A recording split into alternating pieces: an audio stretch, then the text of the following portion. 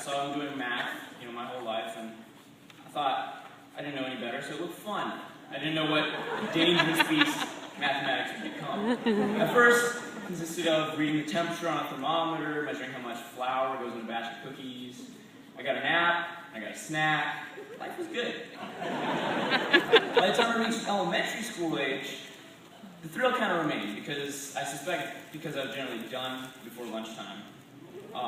However, by the time I reached junior high, I'd come to hate every facet of learning because that seemed the acceptable thing to do. I wanted to fit in with the friends I looked up to, so I decided there was nothing useful to me in school.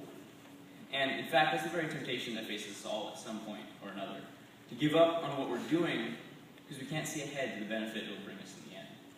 It's how we lie to ourselves, it's how we limit what we may become. With one hand, we reach for achievement, and with the other hand, we pull ourselves back. So, I thank my parents now for homeschooling me and for pushing me through when I failed myself. Wherever you are, God has placed you there for a reason, and only faith and perseverance can accomplish what's necessary.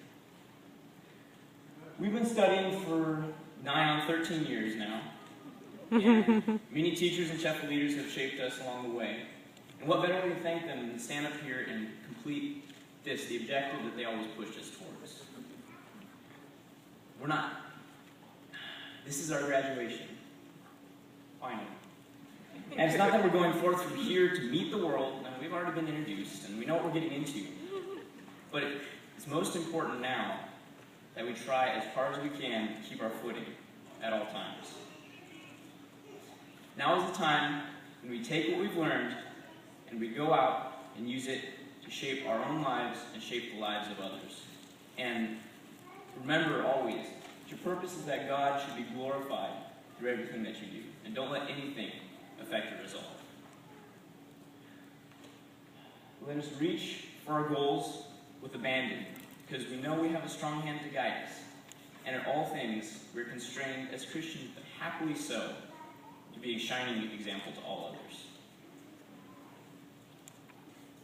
If you doubt yourself, your ability to serve, if you think you're the weakest link or the least important person here, He giveth power to the weak, and to them that have no might, He increaseth strength. If you pride yourself among the strong, rest assured that you will find humility. Even the youths shall faint and be weary, and the young men shall utterly fall. But in all things seek as a wise man the work of the Lord, because they that wait upon the Lord shall renew their strength, they shall mount up on wings as eagles. They shall run and not be weary, and they shall walk and not faint. So, let me leave you with a few words better than mine, written by a father to his son, to show the faith, the determination, and the perseverance that should be necessary for us all. If you can dream and not make dreams your master, if you can think and not make thoughts your aim, if you can meet with triumph and disaster, and treat those two impostors just the same, if you can bear to hear the words you've spoken twisted by names to make a trap for fools, and see the things you gave your life to broken, and stoop and build them up with worn-out tools, if you could make one heap of all your winnings and risk it at one turn of pitch and toss, and lose, and start again at your beginnings, and never breathe a word about your loss.